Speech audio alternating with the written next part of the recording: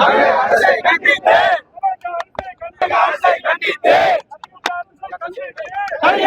கண்டித்து திமுகவின் ஆர்ப்பாட்டம் ஆர்ப்பாட்டம் ஆர்ப்பாட்டம் தமிழக அரசை கண்டித்து தமிழக அரசை கண்டித்து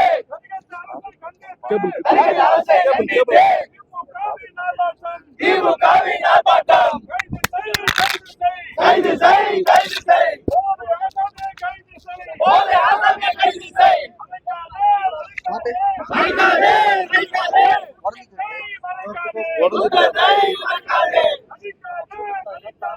நடிக்காதே நடிக்காதே நல்லவன் போல் நடிக்காதே வெளுத்து போச்சு வெளுத்து போச்சு உங்க சாயம் வெளுத்து போச்சு நடிக்காதே நடிக்காதே ரெக்க வச்சு மாட்டிக்கிட்டு ரெக்க வச்சு மாட்டிக்கிட்டு டேப்லெட் என்று நடிக்காதே ரெக்கு உனக்கு டேப்லெட்டா ரெக்கு உனக்கு டேப்லெட்டா ஓகே என்ன சாக்லேட்டா ஓகே என்ன சாக்லேட்டா லக்கீஸ் போடாதே தம்பிங்க நீயும் பார்க்காதே லக்கீஸ் போடாதே தம்பிங்க நீயும் பார்க்காதே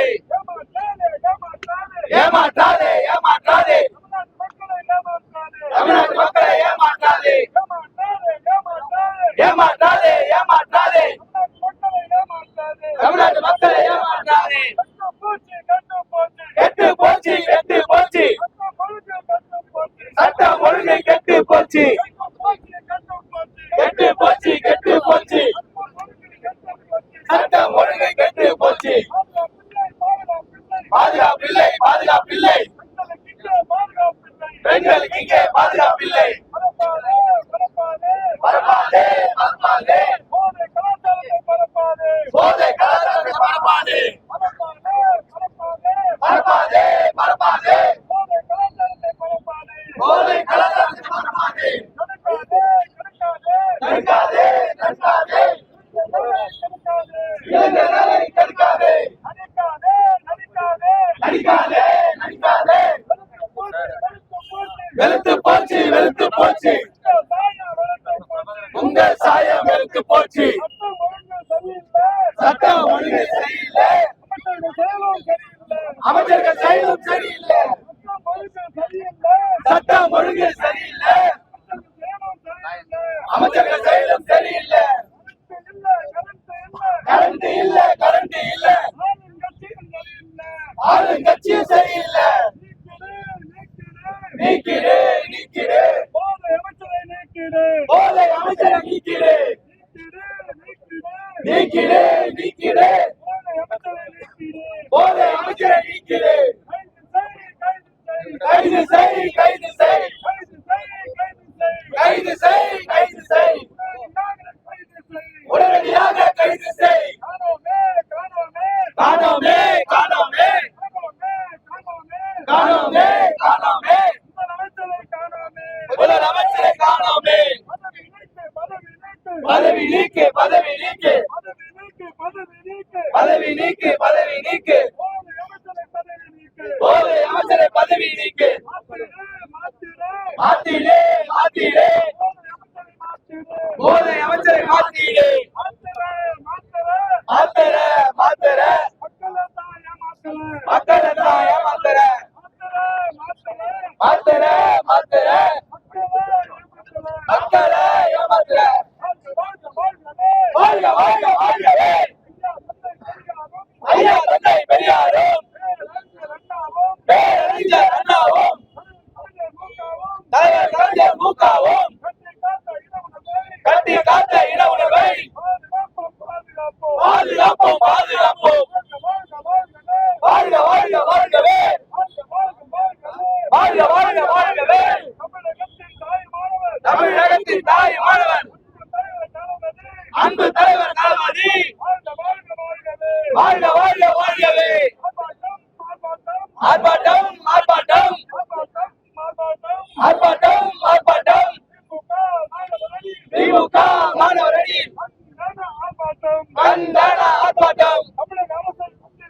தமிழக அரசை கண்டித்து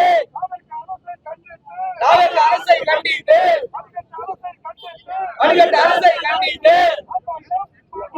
ஆர்ப்பாட்டம் ஆர்ப்பாட்டம் போதை அமைச்சரை கண்டித்து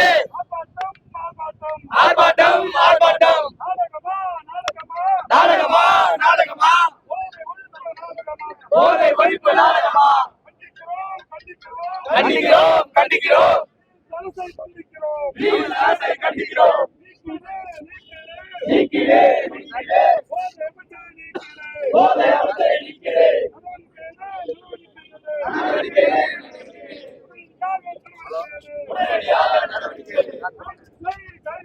கைது செய் கைது செய்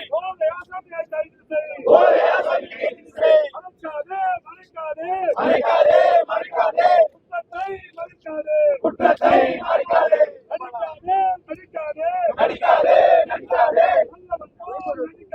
நல்லவன் போல் நடிக்காதே வெளுத்திருச்சு வெளுத்திருச்சு உங்க சாயம் வெளுத்திருச்சு வெளுத்திருச்சு வெளுத்திருச்சு உங்க சாயம் வெளுத்திருச்சு நடிக்காதே நடிக்காதே ரக்கு வச்சு மாட்டிக்கிட்டு ரக்கு வச்சு மாட்டிக்கிட்டு டேப்லெட் என்று நடிக்காதே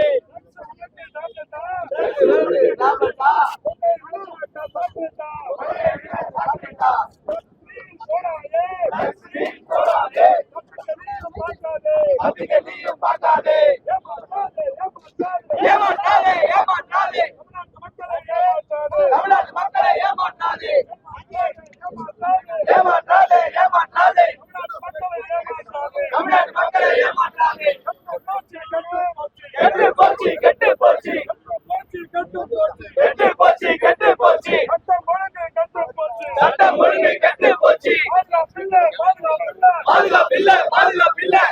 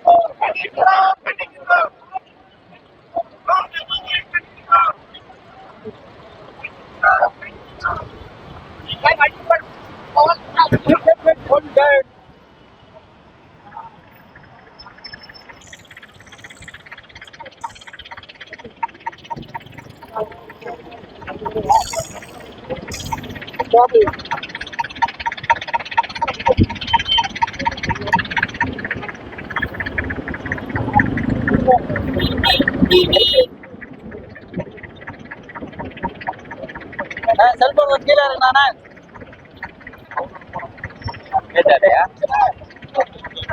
மைக் ஆஃப் பண்ணியா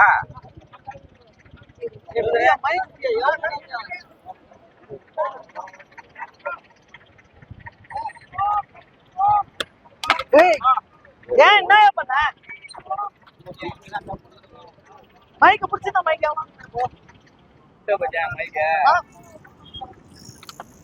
நீங்க மாவட்ட வண்டியா வெட்ட வண்டி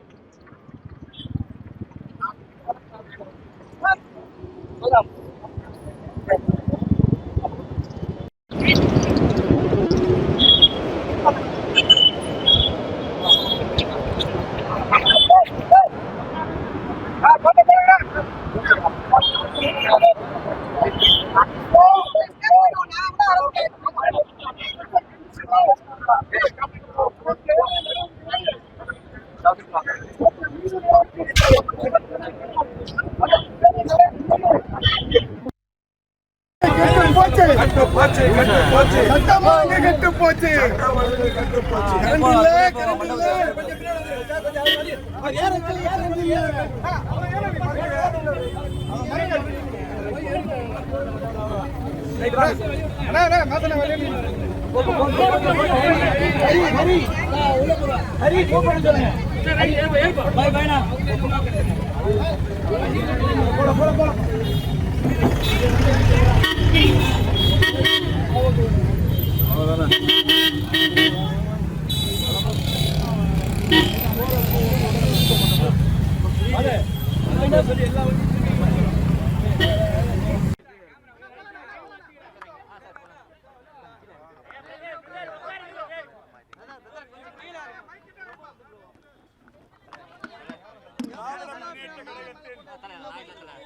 மாணவர் அணியின் சார்பில் தமிழ்நாடு முழுவதிலும் அந்தந்த மாவட்ட தலைநகரங்களில் மாணவர் அணியின் சார்பில் தமிழக அரசை கண்டித்து தாவேக அரசை கண்டித்து ஆர்ப்பாட்டம் நடைபெறும் என்று முறையாக அறிவிக்கப்பட்டது.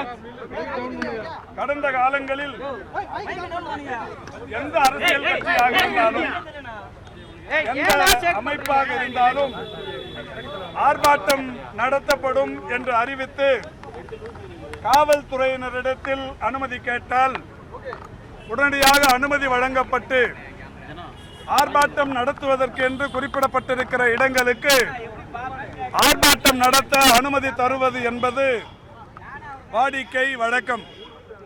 அந்த வகையில் சென்னையை பொறுத்தவரை ஒருங்கிணைந்த சென்னை மாநகர திராவிட முன்னேற்ற கழக மாணவர் அணியின் சார்பில் எழும்பூர் ராஜரத்னம் ஸ்டேடியம் அருகில் ஆர்ப்பாட்டம் நடத்த வேண்டும் என்கின்ற வகையில் வேண்டுகோள் விடுக்கப்பட்டு விருப்பம் தெரிவிக்கப்பட்டு காவல்துறையினரிடத்தில் அனுமதி கோரப்பட்டது. காவல்துறையினர் அனுமதியை முறையாக மறுக்காத நிலையில் இன்று காலை சென்னை கிழக்கு மாவட்ட கழகத்தின் சார்பில் இங்கே மேடை அமைப்பதற்குரிய முயற்சிகள் மேற்கொள்ளப்பட்டு மேடை அமைத்தவர்களையும் அதற்கான நடவடிக்கைகளில் ஈடுபட்டவர்களையும் காவல்துறையினர் கைது செய்திருக்கிறார்கள். இந்த நிலையில் சென்னையின் பல்வேறு இடங்களில் இருந்து இந்த ஆர்ப்பாட்டத்தில் கலந்து கொள்வதற்கு திமுக கழகத்தை சேர்ந்தவர்கள் சாறை சாறையாய் அலையாய் வந்து கொண்டிருக்கிறார்கள். இந்த நிலையில் ஒரு 9:30 மணிக்கெல்லாம் சென்னை தெற்கை சேர்ந்த நாங்கள் இங்கே மேடை அமைந்திருக்கும் அனுமதிக்கப்பட்ட இடத்தில் தானே ஆர்ப்பாட்டத்தை நடத்தவிருக்கிறோம் என்கின்ற நிலையில் வந்து பார்த்தால் மேடையும் இல்லை, மேடை அமைப்பதற்குரிய அனுமதியும் காவல்துறையினர் தரவில்லை என்பதை அறிந்து இப்போது இங்கே ஆர்ப்பாட்டத்தை தொடங்கி இருக்கிறோம். சென்னையின் பல்வேறு பகுதிகளில் இருந்தும் இன்றைக்கு இந்த ராஜரத்னம் ஸ்டேடியத்தை நோக்கி திமுக கழக மாணவர்கள் இன்றைக்கு வந்து கொண்டிருக்கிறார்கள். இந்த ஆர்ப்பாட்டத்தை பொறுத்தவரை ஏதோ புதிதாக அமைந்திருக்கிற தாவேக அரசை வேண்டுமென்றே நெருக்கடிக்குள்ளாக்க வேண்டும் என்கின்ற நிலையில் நடத்தப்படுகின்ற ஆர்ப்பாட்டம் அல்ல. பத்திரிகை மற்றும் ஊடகவியலாளர்களுக்கும் தமிழ்நாட்டின் பொதுமக்கள் அனைவருக்குமே மிக நன்றாக தெரியும். கடந்த 1.5 மாத காலத்தில் தமிழ்நாட்டில் சட்டம் ஒழுங்கு எந்த அளவுக்கு சீர்குலைந்திருக்கிறது, சட்டம் ஒழுங்கு எந்த அளவுக்கு கேள்விக்குறியாக இருக்கிறது.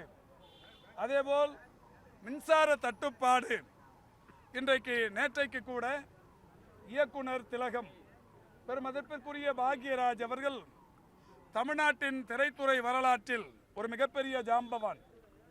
அவருடைய உடல் வீட்டில் இருக்கிற சூழலிலேயே ஒரு 3-4 மணி நேரம் மின்சாரம் இல்லாமல் ஒரு இருட்டில் உடலை கிடத்தி வைத்திருக்க வேண்டிய சூழல் என்பது தமிழ்நாட்டின் தலைநகரமான சென்னையில் ஏற்பட்டிருக்கிறது.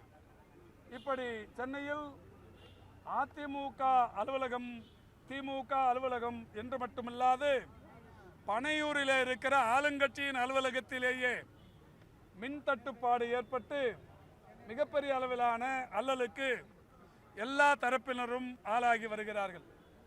அதோடு மட்டுமல்லாது இன்றைக்கு அமைச்சர்களாக இருந்தாலும் சட்டமன்ற உறுப்பினர்களாக இருந்தாலும் தினந்தோறும் ரீல்ஸ்களின் வழியே ஆட்சியை நடத்தி கொண்டிருக்கிற அவலம் இன்றைக்கு இந்தியாவிலேயே ஏன் உலகிலேயே தமிழ்நாட்டில் மட்டுமே நடைபெற்று கொண்டிருக்கிறது.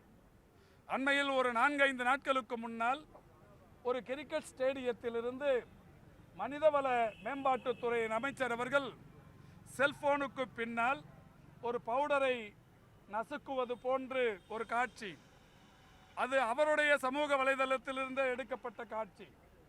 அது அவருடைய பாக்கெட்டிலிருந்து கிரெடிட் அல்லது டெபிட் கார்டு போன்ற அந்த கார்டு வைத்து அந்த பவுடரை நசுக்குகிறார். கையில் ஒரு 500 ரூபாய் நோட்டை மடித்து வைத்திருக்கிறார். பொதுவாக உயர் ரக வகை போதை பவுடரை உபயோகப்படுத்துபவர்கள் இப்படித்தான் அதை நுணுக்கி ரூபாய் நோட்டில் வைத்து மூக்கில் நுகர்வார்கள் என்று சொல்லப்படுகிறது. இதற்கு ஏன் ரூபாய் நோட்டு, இதற்கு ஏன் கிரெடிட் கார்டு என்று கேட்கிறவர்களும் இருக்கிறார்கள். ரூபாய் நோட்டும் கிரெடிட் கார்டும் பிளாஸ்டிக் லேமினேஷனால் ஆனவைகள். இவற்றில் அந்த பவுடர் ஒட்டாது. விலையுயர்ந்த பவுடர் என்பதால் இந்த பவுடர் சாதாரண தாள்களில் நசுக்கினால், சாதாரண தாள்களை வைத்து நுகர்ந்தால் இந்த பவுடர் வீணாகிவிடும் என்பதால் லேமினேட்டட் கோட்டிங் அந்த அதன் மூலம் உபயோகப்படுத்தினால் வீணாகாது என்பதால் மிகவும் புத்திசாலித்தனமாக இந்த உயர் ரக போதை வஸ்துக்களை உபயோகிப்பவர்கள் இன்றைக்கு அதை செய்வார்கள். அதைத்தான் அந்த அமைச்சர் செய்திருக்கிறார். நீங்களும் கூட எல்லா தொலைக்காட்சிகளிலும் ஊடகங்களிலும் அதை வெளிப்படுத்தினீர்கள். அதற்கு அவர் சொல்லுகிற ஒன்று, என்னுடைய பிறந்த சில நாட்களே ஆன குழந்தைக்கு இந்த மாத்திரையை அளிக்க வந்தேன் என்று சொல்லுகிறார். எந்த ஒரு 5 வயதுக்குட்பட்ட குழந்தைக்கும் எந்த மருத்துவரும் மாத்திரையை தருவதில்லை. அதே நேரத்தில் அவர் சொன்ன பொய்யை அவருடைய துணைவியாரே மறுத்திருக்கிறார். என்னுடைய 1.5 வயது குழந்தைக்கு நான் உணவு கொடுக்க பால் அருந்த நான் பக்கத்தில் சென்றிருந்தேன், அதற்காகத்தான் அவர் மாத்திரையை கசக்கினார் அல்லது நசுக்கினார் என்று சொல்லியிருக்கிறார். இதுவும் கூட அந்த குழந்தையோ அல்லது அவருடைய துணைவியாரோ அந்த அரங்கத்திலே இல்லாததையும் நம்மால் பார்க்க முடிந்தது. ஆக ஒரு மிகப்பெரிய அளவில் போதையை உபயோகப்படுத்தி பொது இடத்தில் அது அவர்களுடைய சமூக வலைதளத்தில் இருந்த ரீல்ஸ்களில் அந்த பதிவுகளின் மூலமே வெளிவந்ததற்கு பிறகு அதிலிருந்து தப்பிப்பதற்கு இன்றைக்கு ஏராளமான தொடர் பொய்களை சொல்லிக் கொண்டிருக்கிறார்கள். காவல்துறையினர் இன்றைக்கு குறிப்பாக நம்முடைய இளைஞர்களுக்கு போதை பழக்கங்களிலிருந்து அவர்களை விடுவிப்பதற்கு விழிப்புணர்வு பிரச்சாரம் என்பது கடந்த ஆட்சி காலத்தில் மாண்புமிகு தமிழ்நாட்டின் முதலமைச்சராக இருந்த வணக்கத்திற்குரிய முத்துவேல் கருணாநிதி ஸ்டாலின் அவர்கள் ஒவ்வொரு ஆண்டும் மாவட்ட ஆட்சித்தலைவர்கள், மாவட்ட காவல்துறை கண்காணிப்பாளர்கள் கூட்டத்தை நடத்தி ஒவ்வொரு கூட்டத்தின் முடிவிலேயும் அடுத்த நாளே தமிழ்நாடு முழுவதிலும் ஏறத்தாழ 70-80 லட்சம் மாணவர்கள் ஒரே நாளில் உறுதிமொழி ஏற்கிற வகையில் இந்த போதைக்கு எதிரான உறுதிமொழி என்பது தொடர்ந்து 5 ஆண்டுகள் எடுக்கப்பட்டது. இன்றைக்கு இருக்கிற காவல்துறையின் தலைவர் தான் அன்றைக்கு இந்த போதைக்கு எதிரான நடவடிக்கைகளில் அதிகம் ஈடுபட்டவர்களில் ஒருவர். அந்த போதைக்கு எதிரான விழிப்புணர்வு பிரச்சாரம் என்பது கடந்த 5 ஆண்டுகளில் மிகப்பெரிய அளவில் எடுக்கப்பட்டது. நாங்களும் கூட தொடர்ந்து சொல்லி வந்தோம். கஞ்சாவை பொறுத்தவரை 0% கல்டிவேஷன் என்பது தமிழ்நாட்டில் தொடர்ச்சியாக இருந்தது. வெவ்வேறு மாநிலங்களிலிருந்து கஞ்சா வெவ்வேறு வழிகளின் வழியே தமிழ்நாட்டுக்கு ஊடுருவுவது என்பது காவல்துறைக்கு ஒரு சவாலான செய்தியாக இருந்தாலும், கஞ்சா கல்டிவேஷன் என்பது, பயிரிடுதல் என்பது 0% என்கின்ற வகையில் அன்றைக்கு இருந்தது. காவல்துறையின் ஏடிஜிபியாக இருந்த பெருமதிப்பிற்குரிய மகேஷ் அவர்கள் நம்முடைய தென்னிந்தியாவின் காவல்துறை தலைவர்கள் மாநாட்டில் கலந்து கொண்டு தமிழ்நாட்டில் கஞ்சாவை பொறுத்தவரை 0% கல்டிவேஷன், ஆனால் பக்கத்தில் இருக்கிற ஆந்திராவில் ஒரு இடத்தில் 6000 ஏக்கரில் கஞ்சா பயிரிடப்பட்டிருக்கிறது என்கின்ற அந்த செய்தியை அந்த அதிகாரிகளிடத்தில் கூட்டத்தில் சொல்லி உடனடியாக அந்த அரசும் கூட பக்கத்தில் இருக்கிற அரசின் உயர் அலுவலர் சொல்லியிருக்கிறார் என்று சொல்லி கோடிக்கணக்கான மதிப்புள்ள அந்த கஞ்சா தோட்டத்தை அழித்தார்கள் என்பது வரலாறு. எனவே தமிழ்நாட்டில் மட்டுமல்ல, தமிழ்நாட்டை ஒட்டி இருக்கிற ஆந்திராவாக இருந்தாலும், தெலுங்கானாவாக இருந்தாலும், ஒடிசாவாக இருந்தாலும், இந்த பகுதியிலிருந்தும் வருகிற கஞ்சா போன்ற இந்த பொருட்களை தொடர்ந்து தடுப்பதில் அன்றைக்கு தமிழக அரசின் காவல்துறை மிக தீவிரமாக செயல்பட்டது. அதில் ஈடுபட்டவர்களை காவல்துறையில் குண்டர் தடுப்பு சட்டம் போடுவதோடு மட்டுமல்லாது அவருடைய சொத்துக்களை பறிமுதல் செய்து ஏராளமான வழக்குகளை பதிவு செய்து நூற்றுக்கணக்கான குற்றவாளிகளை இன்றைக்கும் சிறையில் தள்ளி இருக்கிறார்கள். இந்த நிலையில் இந்த அரசு பொறுப்பேற்றதற்கு பிறகு நாங்களும் போதைக்கு எதிரான விழிப்புணர்வு பிரச்சாரத்தை செய்கிறோம் என்கின்ற வகையில் ஒரு விழிப்புணர்வு மாரத்தானை நடத்திய அடுத்த நாளே இன்றைக்கு ஒரு அமைச்சர் உயர் போதை வஸ்துவை இன்றைக்கு பொது வெளியில் வைத்து நசுக்குவது போன்ற ஒரு ரீல்ஸ் வந்திருக்கிறது. உடனடியாக இதற்கு முதலமைச்சர் பதில் சொல்ல வேண்டியது அவர் சார்ந்திருக்கிற இந்த துறையை அவர் வைத்திருக்கின்ற காரணத்தினால் அவரின் ஜனநாயக கடமை. அதற்கு இதுவரை பதில் சொல்லாதது மட்டுமல்ல, அந்த அமைச்சரின் மேல் எந்த விதமான சட்டப்பூர்வமான நடவடிக்கையும் எடுக்கவில்லை, அல்லது அவரை குறைந்தபட்சம் பதவியில் இருந்து கூட நீக்கவில்லை. அதற்கு மாறாக பொய்யான காரணங்களை, பொருந்தாத காரணங்களை இன்றைக்கு தொடர்ந்து இந்த ஆட்சியாளர்கள் சொல்லிக் கொண்டிருக்கிறார்கள். இப்படி ஒவ்வொரு அமைச்சரையும் சொல்லிக்கொண்டே செல்லலாம். போதைக்கு எதிரான விழிப்புணர்வை செய்கிற இவர்கள்தான் முதலமைச்சர் சிகரெட் பிடிப்பதை போன்ற ஒரு புகைப்படத்தை ஒரு அமைச்சர் தன்னுடைய கையிலேயே டேட் குத்தி இருக்கிறார். டேட்டோ குத்தி இருக்கிறார். இப்படி இது போன்ற அநாகரிக செயல்களில் ஈடுபட்டிருப்பவர்களை குறைந்தபட்சம் அமைச்சர் பதவியில் இருந்தாவது நீக்குவதென்பது உண்மையில் ஒரு முதலமைச்சருக்குரிய கடமையாக இருக்கும். எனவே அதை செய்ய வேண்டும். இவர்களை பதவியிலிருந்து நீக்க வேண்டும். இது போன்ற அமைச்சர்களை கண்டிக்க வேண்டும் என்கின்ற வகையில்தான் திமுக மாணவரணி இன்றைக்கு தமிழ்நாடு முழுவதிலும் ஒரு மகத்தான ஆர்ப்பாட்டத்தை முன்னெடுத்திருக்கிறது. ஆர்ப்பாட்டத்திற்கு உண்மையிலேயே காவல்துறையினரை பொறுத்தவரை கடந்த 5 ஆண்டுகள் இந்த போதை பழக்கங்களிலிருந்து இளைஞர்களை மீட்டெடுப்பதற்கு, போதை வஸ்துக்களை தமிழகத்தில் அதனுடைய நடமாட்டத்தை குறைப்பதற்கு அவருடைய உழைப்பு என்பது உதாசீனப்படுத்தக்கூடிய உழைப்பு அல்ல. மிக அற்புதமாக உழைத்த காவல்துறையினர் இந்த போதை வஸ்துக்களுக்கு எதிராக மிக சிறப்பான நடவடிக்கையில் ஈடுபட்ட காவல்துறையினர் இன்றைக்கு அதற்கான ஒரு ஆர்ப்பாட்டம் என்கிற போது இந்த ஆர்ப்பாட்டத்தை அனுமதித்து 1 மணி நேரம் முழக்கமிட்டு இதற்கான விழிப்புணர்வை ஏற்படுத்தி இளைஞர்கள், பொதுமக்கள் போதைக்கு எதிரான நடவடிக்கைகளில் இருந்து அவர்கள் விடுபட காவல்துறையினர் உறுதுணையாக இருந்திருக்க வேண்டும். ஆனால் காவல்துறையினரும் ஏனோ என்று தெரியவில்லை, ஏதோ தீவிரவாதிகளை அடக்குவதைப் போல் மேடை போடுவதை தடுத்திருக்கிறார்கள். மேடை போடுபவர்களை கைது செய்திருக்கிறார்கள். ஆர்ப்பாட்டம் இன்றைக்கு கைது செய்ய முன் வந்திருக்கிறார்.